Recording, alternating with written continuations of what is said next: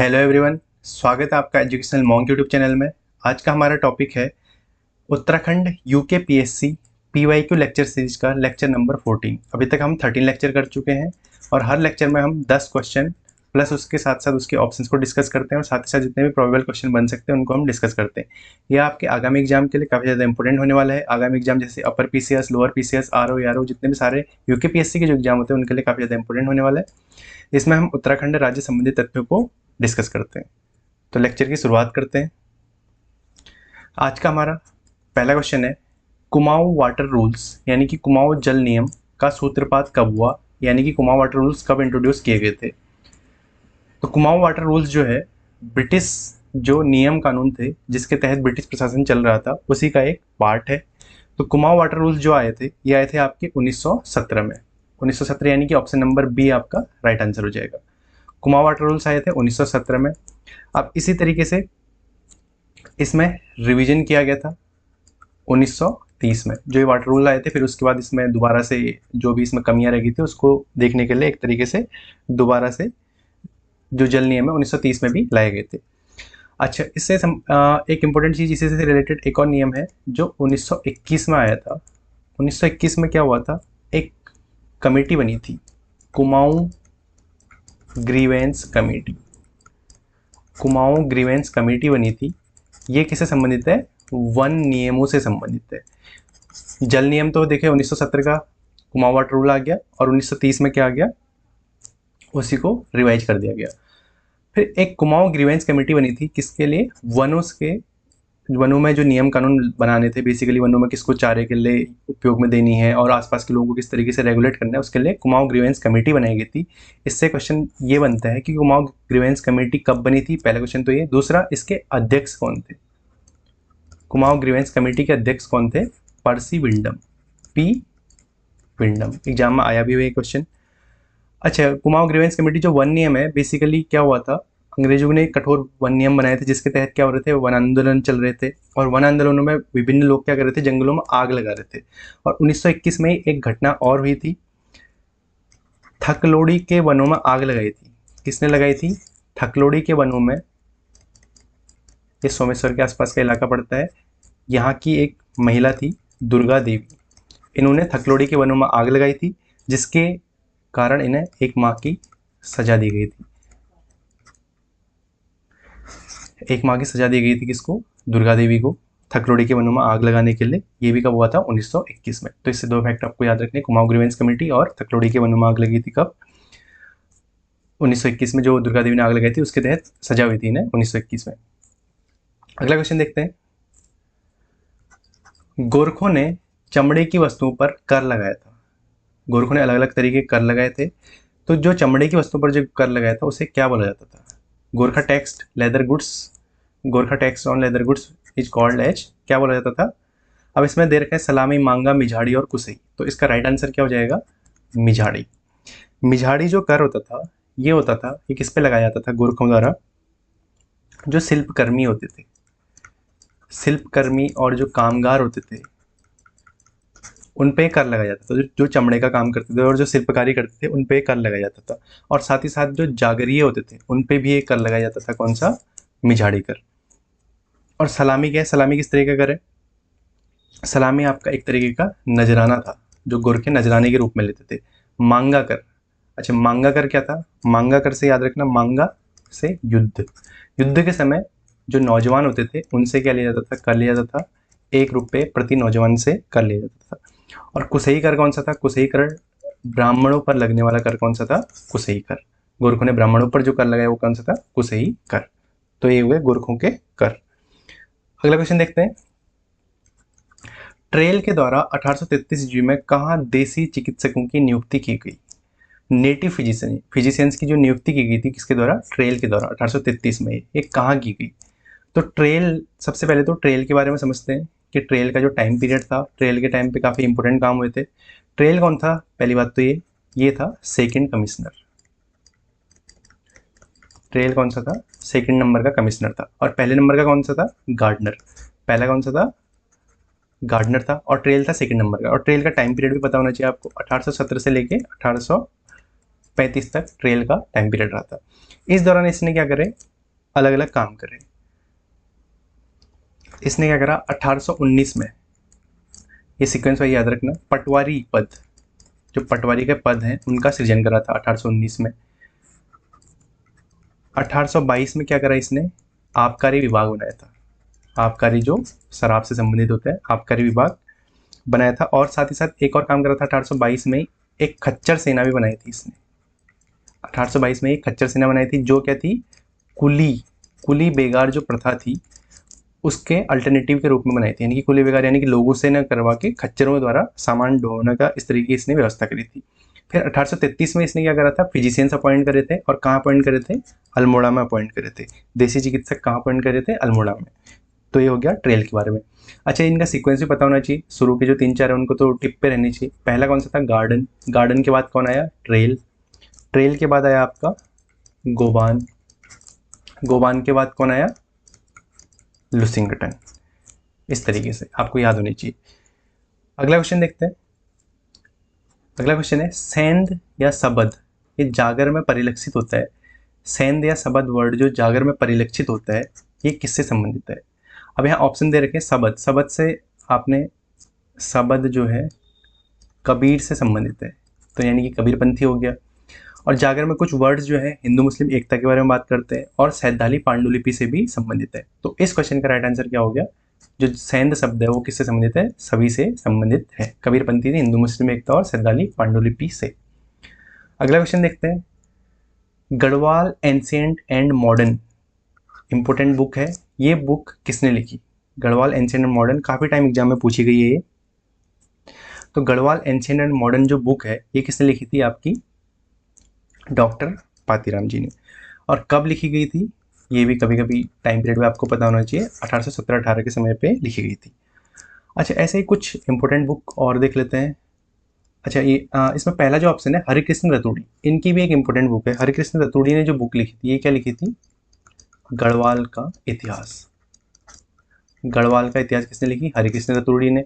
ऐसे ही कुमाऊं का इतिहास किसने लिखी, कुमाऊं का इतिहास लिखी थी किसने, बद्रीदत्त पांडे जी ने। ठीक है। अच्छा, ऐसे ही एक बुक बताइएगा आप, the room on the roof. The room on the roof, ये बुक किसकी है। और एक और बुक लिख रहा हूं मैं, द ब्लू अम्ब्रेला, काफ़ी फेमस बुक हैं, इनसे क्वेश्चन बनते हैं। द ब्लू अम्ब्रेला बुक किसकी है, the room on the roof, the blue umbrella, ये दोनों के दोनों किसकी हैं, रस्किन बॉन्ड। रस्किन बॉन्ड काफ़ी फेमस राइटर है, जो आपके मसूरी में रहते हैं। मसूरी में रहते हैं, ये ब्रिटिश ओरिजिन के हैं। अच्छा, इनकी आत्मकथा क्या है, रस्किन बॉन्ड की आत्मकथा, ये भी एग्जाम में क्वेश्चन बना हुआ है, lone fox dancing. Lone fox dancing जो है आत्मकथा है किसकी, रस्किन बॉन्ड की। और रस्किन बॉन्ड ने 2026 में एक बुक, अपने बर्थडे के टाइम पे बुक पब्लिश करते हैं। तो इस 2026 में इन्होंने मई 2026 में एक बुक पब्लिश करी थी। इसका नाम क्या रखा है इन्होंने, all time favourite friendship stories. याद रखिएगा, all time favourite friendship stories, ये आपकी एज अ करेंट के फॉर्म में भी पूछी जा सकती है, किसकी है, रस्किन बॉन्ड की। इनके नाम क्योंकि ये आप इंग्लिश में ही लिखते हैं, तो इनके नाम इसी तरीके से याद रखिएगा। The room on the roof काफ़ी फेमस बुक है, द ब्लू अम्ब्रेला हो गई, लोन फॉक्स डांसिंग तो इनकी क्या है, ऑटोबायोग्राफी यानी कि आत्मकथा। रस्किन बॉन्ड की आत्मकथा क्या है, लोन फॉक्स डांसिंग। और 2026 मई 2026 में all time favourite friendship stories इनकी बुक है। अच्छा, इसमें एक और नाम इंपॉर्टेंट है, चंद्र सिंह गढ़वाली। चंद्र सिंह गढ़वाली के बारे में अगर देखें, पहले तो मैं इसको थोड़ा सा हटा लेता हूँ, रब कर लेता हूँ। चंद्र सिंह गढ़वाली, चंद्र सिंह गढ़वाली जो है, ये सबसे पहले तो किससे संबंधित है, कौन सी रेजिमेंट से संबंधित है चंद्र सिंह गढ़वाली, एक क्वेश्चन तो ये बनता है। और एक किस घटना से संबंधित है, इस question, Garhwal ancient and modern, इस क्वेश्चन का राइट आंसर क्या है, पातीराम है। चंद्र सिंह गढ़वाली के बारे में देख लेते हैं कुछ फैक्ट, क्योंकि ये भी इंपॉर्टेंट फिगर है। चंद्र सिंह गढ़वाली से संबंधित ये कौन सी रेजिमेंट से संबंधित थे, 2/18, 2/18 गढ़वाल राइफल, 2/18 गढ़वाल राइफल से संबंधित थे। और ये पेशावर कांड से संबंधित है। अब पेशावर कांड क्या है, अंग्रेजों ने निहत्थे अफगानों पर गोली चलाने को बोला था, जहाँ पे इन्होंने मना कर दिया था। और ये घटना कब हुई थी, 23 अप्रैल 1930 की घटना थी, जिसके बाद इन्हें जेल में डाल दिया गया था। और जेल में कहाँ डाला गया था? एबटाबाद, जहाँ जो अभी पाकिस्तान में है, एबटाबाद, जहाँ ओसामा बिन लादेन मिला था, जहाँ रहता था वो। फिर अमेरिका ने उसके लिए एक ऑपरेशन भी चलाया था। एबटाबाद में इन्हें जेल में डाल दिया गया था। और इनकी पैरवी किसने करी थी? बैरिस्टर मुकुंदी लाल जी ने। इनकी मतलब बेसिकली इनके लिए वकील थे बैरिस्टर मुकुंदी लाल। अच्छा, इनसे संबंधित एक क्वेश्चन ये बन सकता है, इनके नाम पे एक मेडिकल कॉलेज है, वीर चंद्र सिंह गढ़वाली राजकीय मेडिकल कॉलेज। राजकीय मेडिकल कॉलेज ये आपका श्रीनगर में पड़ता है। इसकी स्थापना कब हुई थी? ये क्वेश्चन बन सकता है। इसकी स्थापना हुई थी 2008 में। चंद्र सिंह गढ़वाली राजकीय मेडिकल कॉलेज श्रीनगर में जो है, इसकी स्थापना कब हुई थी? 2008 में। ये चंद्र सिंह गढ़वाली से संबंधित तथ्य हमने डिस्कस कर लिए। अगला क्वेश्चन देखते हैं, निम्नलिखित में से कौन सी एक हिमनद, कौन सा ग्लेशियर रक्तवर्ण, श्वेतवर्ण, नीलांबर और पीला पानी एवं चतुरंगी हिमानियों द्वारा पोषित है? इसके आसपास मतलब ये ग्लेशियर पाए जाते हैं, रक्तवर्ण, श्वेतवर्ण, नीलांबर, पीला पानी और चतुरंगी। ये कौन सा हिमनद है? ये है भागीरथी खरक।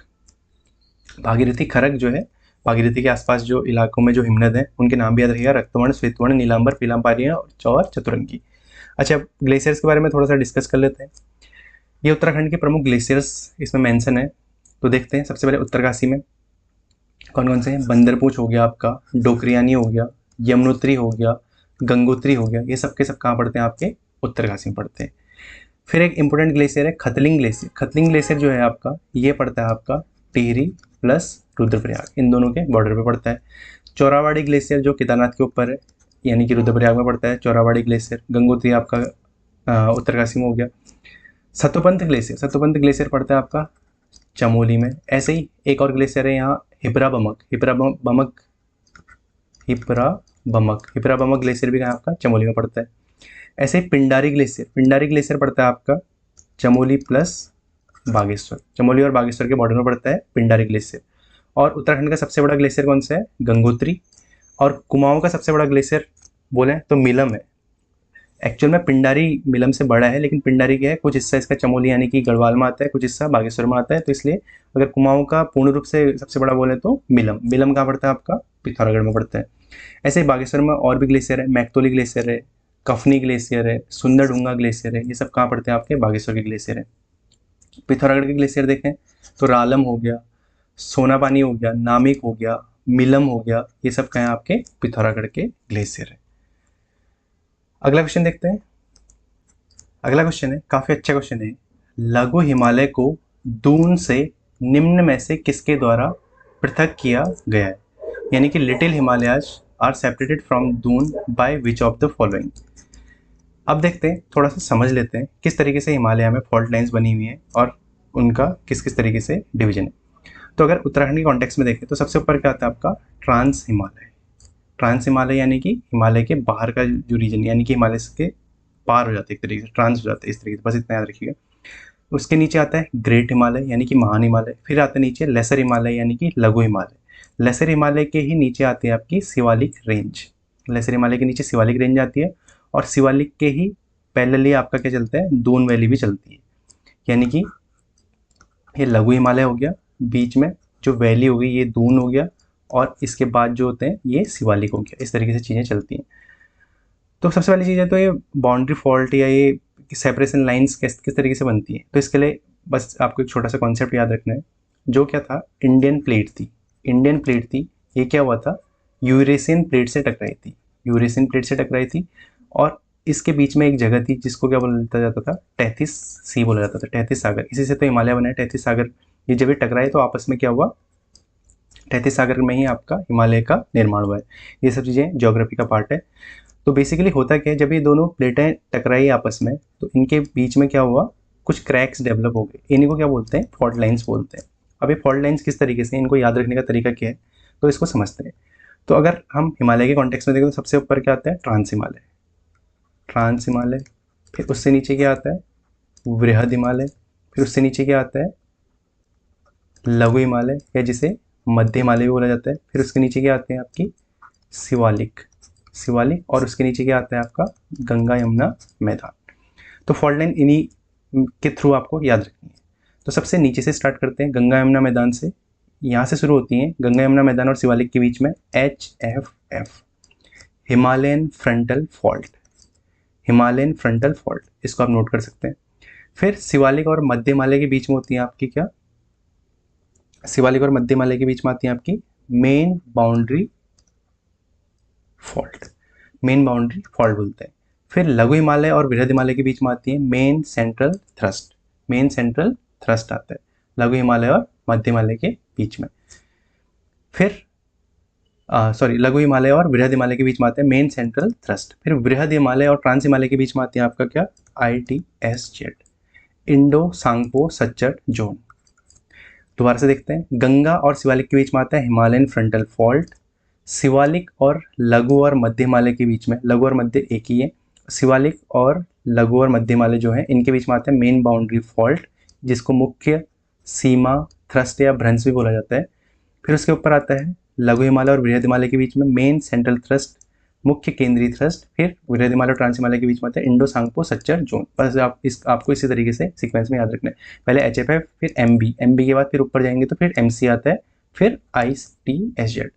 तो शिवालिक के पैरेलली आपका दून चलता है, तो दून और लघु हिमालय के मध्य में भी कौन सा होगा, मेन बाउंड्री फॉल्ट, यानी कि मुख्य सीमा थ्रस्ट या मुख्य सीमा भ्रंश जिसे बोला जाता है, यानी कि ऑप्शन नंबर A आपका यहाँ राइट आंसर हो जाएगा।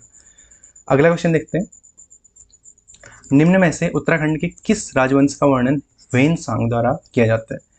ह्वेनसांग जो है उत्तराखंड के बारे में इसने वर्णन कर रखा है। ह्वेनसांग, सबसे पहले ह्वेनसांग जैसे नाम आता है आपको तुरंत से क्या याद करना है, हर्ष। ये हर्ष के शासनकाल में ही था। हर्ष के शासनकाल में, हर्ष का शासनकाल अगर बोला जाए तो 606 से 647 ईस्वी के आसपास हर्ष का शासनकाल माना जाता है। तो ह्वेनसांग इसी समय आया था। तो इसने जब वर्णन करा था, हर्ष का जो साम्राज्य था वो कहाँ था आपका, कन्नौज में। कन्नौज को ही क्या बोला गया है, कान्यकुब्ज बोला गया है, कान्यकुब्ज। कान्यकुब्ज क्या हुआ, जब उत्तराखंड के कॉन्टेक्स्ट में देखें तो उत्तराखंड में भी हर्ष का शासन था, तो कान्यकुब्ज क्या हुआ था यहाँ, फिर 3 पार्ट में बढ़ गया था। तो एक तो बन गया था क्या आपका ब्रह्मपुर, दूसरा बन गया था शत्रुघ्न, और तीसरा बन गया था आपका क्या, गोविसाण। तो जो ब्रह्मपुर वाला जो इलाका था, यहाँ कौन शासन करता था, पौरव। तो ब्रह्मपुर के बारे में वर्णन कर रखा है ह्वेनसांग ने। किस में वर्णन कर रखा है, इसकी एक बुक है CU की में। तो किसके बारे में वर्णन कर रखा है, पौरव के बारे में। तो कौन से शासक के बारे में वर्णन है, पौरव शासक के बारे में वर्णन है। तो इस तरीके से ये हमने डिस्कस कर लिया। अगला क्वेश्चन देखते हैं, उत्तराखंड के निम्न दर्रों में से कौन काली नदी के उद्गम स्थल के निकट स्थित है। कौन सा दर्रा काली नदी के उद्गम स्थल के निकट स्थित है। काली नदी कहाँ से निकलती है, काला पानी क्षेत्र से निकलती है। काला पानी जो इंडिया और नेपाल के बीच में डिस्प्यूटेड एरिया भी है अभी।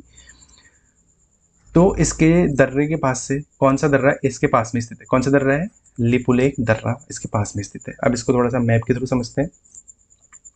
ये है आपकी काली नदी, ये आपका पिथौरागढ़ वाला इलाका आ गया, ठीक है। ये काली नदी है, इस तरीके से बॉर्डर बनाते हुए बहती है, ये नेपाल का इलाका आ गया, और यहाँ काला पानी क्षेत्र से ही निकलती है। अब यहाँ पे इनकी नदियों के बेसिन देख लेते हैं। ये है काली नदी का बेसिन, सबसे बड़ा बेसिन कौन सा है, काली नदी का है। फिर उसके बाद किसका आता है, अलकनंदा का, ये अलकनंदा बेसिन है। फिर किसका आता है, भागीरथी का, तीसरे नंबर में बेसिन का अगर सबसे बड़ा देखें तो काली नदी, फिर अलकनंदा, फिर भागीरथी। फिर भागीरथी के बाद आता है आपका कोसी का बेसिन, ये कोसी नदी दिख रही है आपको, ये कोसी का बेसिन है। फिर आता है कोसी नदी का बेसिन। भागीरथी के बाद क्या आती है, कोसी।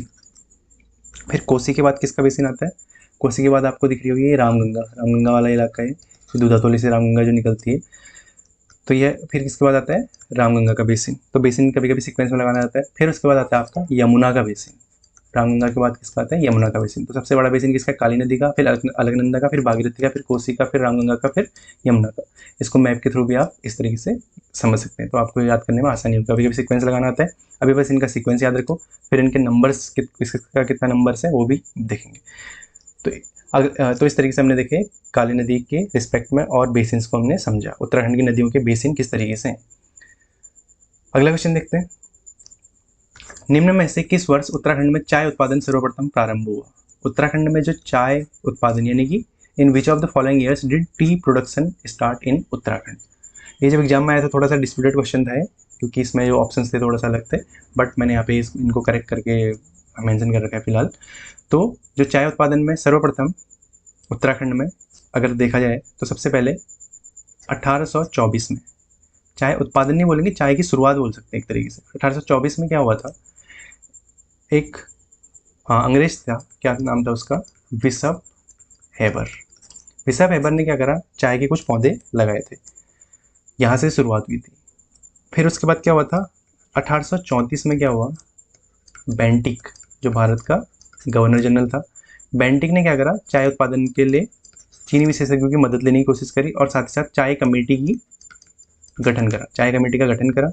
फिर इसी के तहत इसने क्या बोला, ट्रेल से बोला कि भाई आप भी यहाँ क्या करो, चाय के बारे में चीज़ें करो, मतलब चाय उत्पादन के रिलेटेड इसको भी बोला कि उत्तराखंड में भी आप चाय उत्पादन से संबंधित जो भी मदद होती है, सरकारी मदद होती है, उसको करो, क्योंकि अंग्रेजों को चाय पसंद थी। तो इस तरीके से चीज़ें चली। 1834 में क्या हुआ, चाय कमेटी बनी। फिर अगर उत्तराखंड के कॉन्टेक्स्ट में देखें तो चाय उत्पादन जो हुआ ये हुआ था 1843 से। 1843 में एक व्यक्ति था कैप्टन हडलस्टन।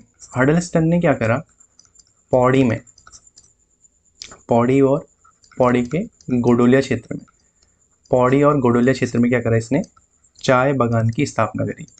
तो यहाँ से ऑफिशियली एक तरीके से बोल सकते हैं चाय बागान की शुरुआत हुई और चाय का उत्पादन चालू हुआ। अगर इनिशियली देखा जाए तो 1824 और कुछ कुछ जगहों पे 1830 भी दिया गया है, तो आप ध्यान रखिएगा। और लेकिन सबसे पहले जो है बिशप हेबर ने ही शुरुआत करी थी। फिर 1830 के आसपास इसका धीरे धीरे प्रोडक्शन हुआ, शुरू हुआ, और 1834 में इसकी क्या चाय कमेटी बनी। फिर उसके बाद 1843 में अगर ऑफिशियली देखा जाए तो पौड़ी में, पौड़ी और गडोलिया क्षेत्र में चाय बागानों की स्थापना की गई। फिर उसके बाद धीरे धीरे चाय का शुरुआत हुई। इस तरीके से चाय की शुरुआत मानी जाती है। तो इस तरीके से हमने आज के लेक्चर में हमने 10 क्वेश्चन डिस्कस करे और उससे संबंधित तथ्यों को हमने डिस्कस करा। बाकी देखते हैं नेक्स्ट लेक्चर में। Thank you.